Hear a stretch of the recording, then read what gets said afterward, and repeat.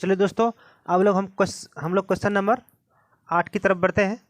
बोला है question number 8 बोला है कि आकृति 12.26 के दौड़ने का रेसिंग ट्रैक दर्शाता है जिसके बाएं और दाएं सिरे अर्धवृत्ताकार है।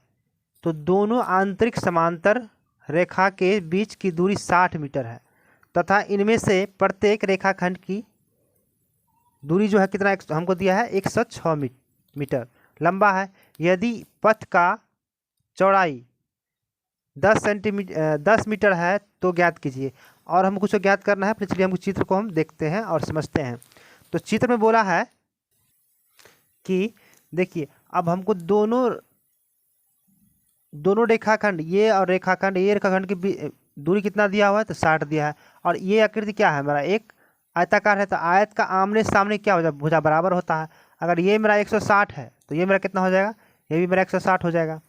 और देखिए, और यहाँ से दोनों बीच की चौड़ाई कितना दिया हुआ है 10 मीटर दिया हुआ है। और यहाँ से यहाँ तक की दूरी कितना दिया हुआ है तो 60 दिया हुआ है। यानी कि ये क्या मेरा एक अर्धवृत्त है, और अर्धवृत्त का ये व्यास हो गया यहाँ से तो दूरी, और व्यास हो कितना दिया 60, उसका त्रिज्या हो जाएगा मेरा 30 हो जाएगा आधा। चलिए अब इसको हम जो चीज़ दिया है उसको लिखने का प्रयास करते हैं नीचे।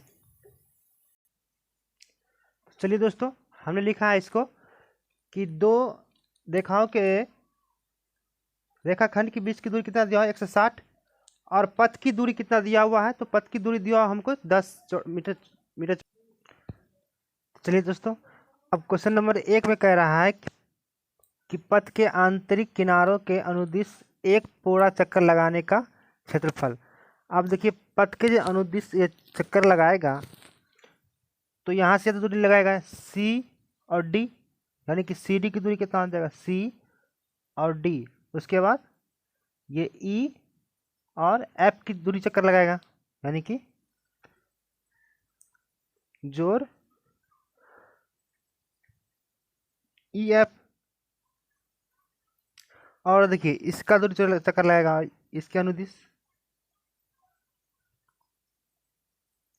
तो ये क्या है, देखिए एक वृत्त का अर्धवृत्त है, एक वृत्त का कटा हुआ भाग है, और इधर भी वृत्त का आधा चक्कर लगाएगा, यानी अर्धवृत्त का दोनों बगल चक्कर लगाएगा।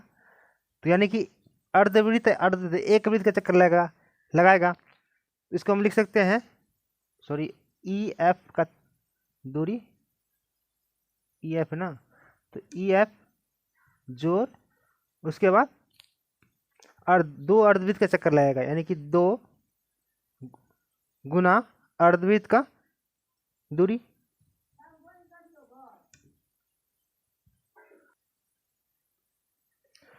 तो देखिए लिखे हैं 2 गुना पाई आर, यानी कि 2 अर्धवृत्त का चक्कर लगाएगा तो अर्धवृत्त ये तो पूरा वृत्त का परिधि हुआ, इसको आधा करेंगे तो क्या करेंगे 2 से फिर इसमें भागा दे देंगे।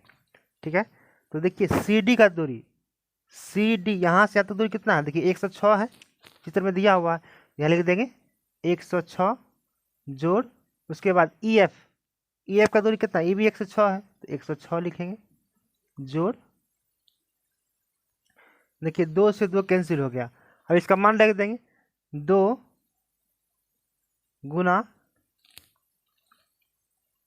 22/7। अब देखिए त्रिज्या, अब देखिए त्रिज्या कितना हो जाएगा, ये भी देखिए मीटर फंस गया ना। तो त्रिज्या देखिए यहाँ से यहाँ तक व्यास दिया हुआ कितना दिया हुआ है तो 60 दिया हुआ है, तो इसका आधा कितना हो जाएगा, तो इसका आधा हो जाएगा हमको 30, यानी कि छोटा त्रिज्या हो जाएगा 30। अब देखिए चलिए इसको हल करते हैं, यानी कि 30 हो गया। अब ये तो कटेगा तो नहीं, क्या करें, देखिए इसको जोड़ दीजिए 106 106 कितना हो जाएगा 112 प्लस उधर। अब देखिए 22 30 और 2 को गुना कीजिएगा तो आपको आ जाएगा 1320, और नीचे कितना, नीचे 7 है तो 7 लगा देंगे, इसका क्या करेंगे भिन्न का जोड़ बना देंगे यहाँ से। उसके बाद देखिए 7 का लघुत्तम कितना आ जाएगा 7 1 का लघुत्तम, तो आपको 7 1 का लघुत्तम आ जाएगा 7। अब क्या कर देंगे 7 से इसमें भाग देंगे तो 7 एकम 7, और 7 को गुना करना पड़ेगा 112 से, तो कितना हो जाएगा 1484 जोड़ उसके बाद 7 से भाग दीजिए, 7 एकम 7 कट गया, फिर 13 गुना करेंगे, 1320 को गुना करेंगे 1 से, तो क्या हो जाएगा 1320। 1320। अब इसको जोड़िएगा, नीचे 7 रहेगा मेरा, तो 7 का 7 रहने दीजिए। उसके बाद दोनों को जोड़िएगा तो आ जाएगा 2804। 2804 सेंटीमीटर। मीटर में तो metre square, sorry metre square होगा। तो देखिए पथ के आंतरिक किनारों की अनुदिश चक्कर लगाने का क्षेत्रफल कितना हो जाएगा, चक्कर जो लगाया है कितना क्षेत्रफल लगाया, चक्कर लगाया है तो 2804 बटा 7 मीटर स्क्वायर चक्कर लगाया है। अब इसका दूसरा प्रश्न भी है तो इसको भी हल करेंगे, बने रहिएगा। तो चलिए दोस्तों, अब कह रहा है रोमन अंक 2 में कि पथ का क्षेत्रफल। अब देखिए हमको इस पथ का क्षेत्रफल चाहिए, इसका ये जो लाइन है पूरा उसका ही क्षेत्रफल चाहिए, और बीच वाला हमको क्या चाहिए, नहीं चाहिए। तो क्या करेंगे हम, पूरा यहाँ से यहाँ तक यानी कि ए जी का क्षेत्रफल निकालना पड़ेगा। ए बी एच जी का क्षेत्रफल निकालेंगे, उसके बाद इसका भी निकालना पड़ेगा। सी डी एफ ई का क्षेत्रफल निकालना पड़ेगा। तो चलिए इसको लिखते हैं, यानी कि हम नीचे वाला लिख लेते हैं, ठीक है। सी डी एफ ई का चतुर्भुज, सी डी ई एफ का क्षेत्रफल जोड़। अब बराबर बड़का वाला को निकालना पड़ेगा, यानी कि ए चतुर्भुज लिख देते हैं यहाँ पे तो और अच्छा होगा। चतुर्भुज ए बी जी एच का क्षेत्रफल। उसके बाद और क्या निकालना पड़ेगा, देखिए अब एक बड़ा जो ये बड़ा वाला है अर्धवृत्त, और इधर भी बड़ा वाला एक अर्धवृत्त है। थोड़ा चित्र थोड़ा इधर से थोड़ा ढेरा हो गया है, तो कोई बात नहीं, आप इस पर थोड़ा ध्यान दे दीजिएगा। यानी कि बड़ा वाला का निकालना पड़ेगा प्लस, उसके बाद देखिए बड़ा वाला का क्या होगा, तो बड़ा त्रिभुज यानी कि 2, ये अर्धवृत्त है, उधर भी अर्धवृत्त है, तो क्या करेंगे 2 अर्धवृत्त का क्षेत्रफल 2 गुना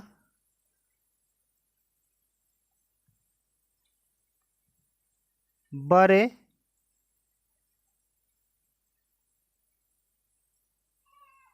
अर्धवृत्त का क्षेत्रफल,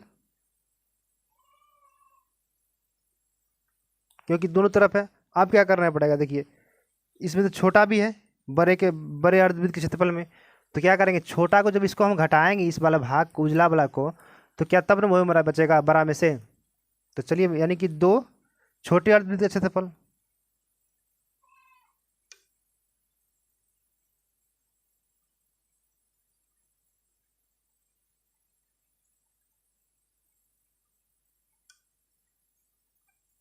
चलिए तो देखिए चतुर्भुज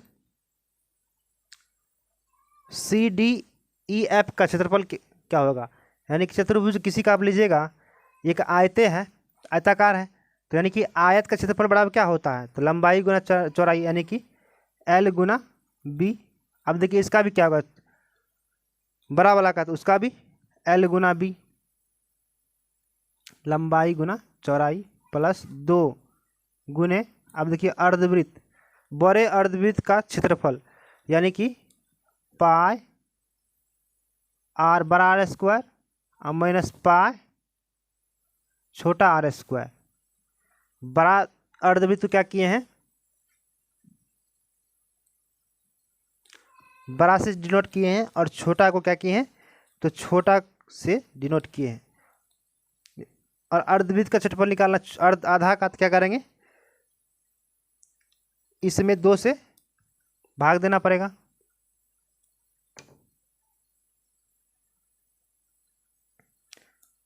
तब ना अर्धवृत्त निकले, अर्धवृत्त का क्षेत्रफल निकलेगा। पूरा वृत्त में क्या किया, छोटा 2 से भाग दिया तो आधा निकल जाएगा। पूरा वृत्त में क्या किया, 2 से भाग दिया तो छोटा निकलेगा।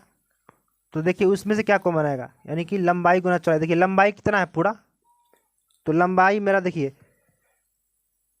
106 है, तो 106, चौड़ाई कितना है देखिए 10, तो 10 लगा दिए प्लस। उसके बाद देखिए 106 और चौड़ाई कितना है 10, तो 10 लगा दिए। और 2 गुना उधर से देखिए क्या निकलेगा मेरा, उधर से 1/2 और पाई निकल जाएगा। 1/2 पाई बाहर निकल के उधर क्या बचा देखिए बड़ा आर स्क्वायर और माइनस छोटा आर स्क्वायर। चलिए गुना कीजिए इसको, तो क्या आ जाएगा देखिए 106, एक जीरो और आ जाएगा इस पर, प्लस 106 एक जीरो और आ जाएगा इस पर, प्लस 2 से 2 काट दिए, तो इधर क्या बचा पाई का मान रख दिए सीधे 22/7, क्योंकि 2 तो कट गया है। अब देखिए बड़ा आर स्क्वायर कितना है, अब देखिए यहाँ से यहाँ तक की दूरी हम त्रिज्या कितना है, तो हमको 30 मीटर है। और उधर बढ़ाएंगे तो 10 बढ़ेगा और इधर बढ़ाएंगे तो 10 बढ़ेगा, तो कितना हो जाएगा टोटल। अब देखिए यहाँ से यहाँ तक दूरी मेरा 60 है कि नहीं है समझने के लिए। और उधर बढ़ेगा देखिए कितना बढ़ेगा 10 बढ़ेगा तो 70 हो जाएगा, फिर नीचे उतना तो बढ़ेगा 80 हो जाएगा। यानी कि बड़ा के लिए यहाँ से तक 80 हो गया, तो त्रिज्या कितना हो जाएगा उसका आधा कर देंगे तो मेरा त्रिज्या निकल, यानी कि 40 हो जाएगा। ऐसे त्रिज्या 40 का स्क्वायर और छोटा तुमको पता है 30 का स्क्वायर। चलिए तो इसको बनाने का और नीचे प्रयास करते हैं। अब जोड़िएगा तो कितना आ जाएगा इसका देखिए 10 × 60 और जोड़ 10 × 60, तो जोड़िएगा तो 2120 आपको मिल जाएगा। ये